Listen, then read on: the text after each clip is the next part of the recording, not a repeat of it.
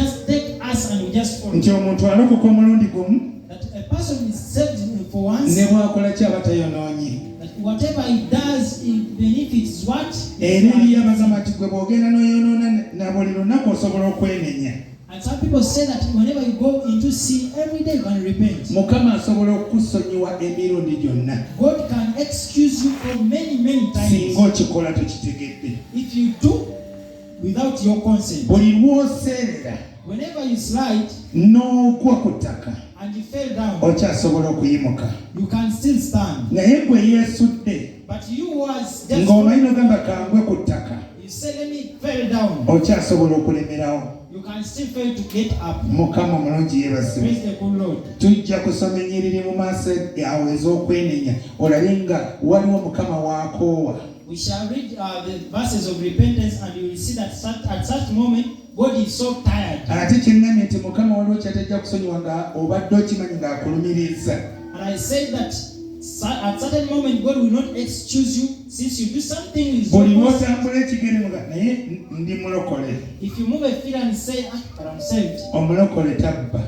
The saved doesn't steal. Oba osimbula ekyokubiri naye omulokole ogenda okubba. As you're setting off another step, you say, but saved. N'owulira muli okuwaliriza olesooka oyimirira kawunaga naye. You first stand and say. Genda okulya waliwo ekikutwala wasimbudde ebigere ebirala bisatu. And suddenly guide you 3 steps. Ogenda okulangana okukituukako kituuseeko. And by that time you have approached it. N'omegerera amaaso. Open eyes. Oba okikwatako nga muli owulya oli mulokole. As you're holding it, you say, but I'm saved. Mukama omulungi yeebazibwe. Praise the good Lord. Ekyo kyenjogerako ng'otambula naye ng'okiwakanya. That I speak about, you move against it. Ye mwoyo wa Mukama. That is the spirit of the Lord. Buli lw'olokoka. Whenever you are saved. Abeerawo ku mutwe. Is there at your head. Abeerawo ku bulamu. Is there in your life. Abeerawo mu ndaayo. Nga buli kigere ky'osimbula. And every step that you akugamba nti gundi eyo togenda. It tells you don't go. Kati buli lw'ojeema. Whenever you disagree, kyawandiikibwa. it is written nti ebibi byonna birisonyiyibwa byonna. that all sins shall be forgiven. Kigambeko muno nti ebibi byonna birisonyiyibwa byonna. All sins shall be forgiven.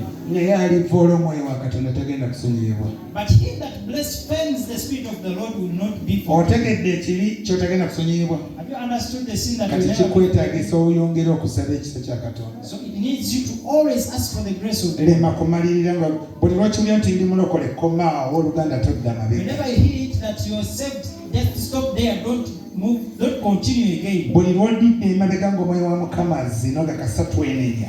Whenever you go behind as the spirit of the Lord byonna bigenda kusonyiyibwa.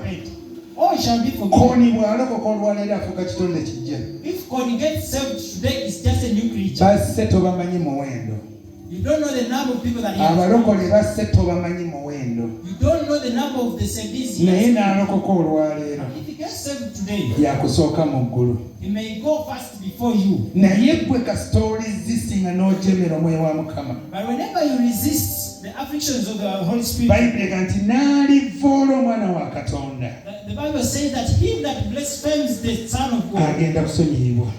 will be forgiven. Naye alivoola omwoyo wa Mukama. But him that blasphemes the Spirit of God agenda kusonyiyibwa. will not be forgiven. Kati olwaleero bw'okitegedde. So if you have understood it today, ng'olina kye watwala nga omwoyo wa Mukama akulumiriza. and something that you took and the Spirit of the Lord yongera okaabirire Mukama. convicting you, yongera oyite Katonda. try to cry out to olina God. kye wayonoona ng'omwoyo wa Mukama wakati awo ayogera. Something you spoil as the Spirit of God. yongera oyite Mukama. Continue to call God. Gamba Mukama onsikasire. Say, God, have mercy on me. Mukama neetaaga ggwe. Lord, I need you. Mbadde simanyi. I didn't know. Naye olwaleero nkomyewo. But now I'm back. Agamba nti ye wa kisa kingi. He says, I'm so Naye gracious. ekigambo kyakitunuulira. But he looks at his word. Okyaliyo? Okyaliyo? Now, as you have understood Mugambe prayer, sijja kuddayo kukiwulira nnemereko. tell him that I will not hear about it and still I compromise. Because I need your blessing. Waliwo oli yaŋŋamba ddala musumba nali ngenda kuloga bulozi. One person told me that I was just going to bewitch. Ng'oli mulokole nga ndi mulokole. Yes, I was saved.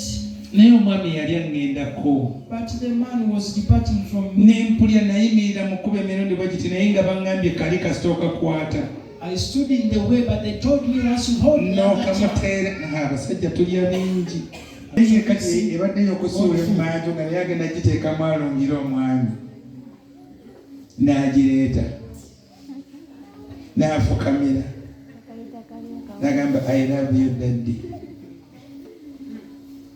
n'amuwa akamere n'amugamba tukiire wamu ayange yeeno mukama yebasibe Praise God. naye ng'akikola mulokole This was done by SMD. kigambeko muno ng'akikola mulokole This was SMD who was doing it.